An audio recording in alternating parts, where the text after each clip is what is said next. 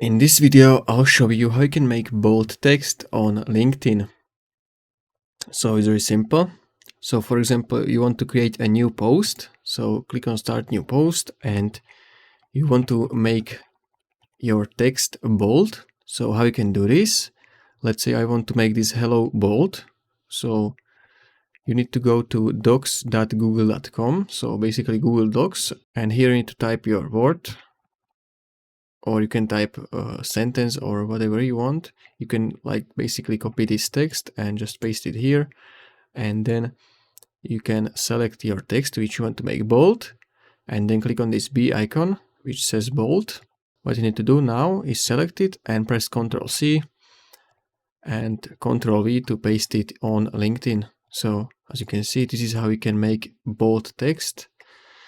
So if you want to make everything bold or write bold on LinkedIn, you can do it. You can do it like copy just this bold text, paste it here, and now when I'm gonna type something, everything is gonna be like bold, as you can see.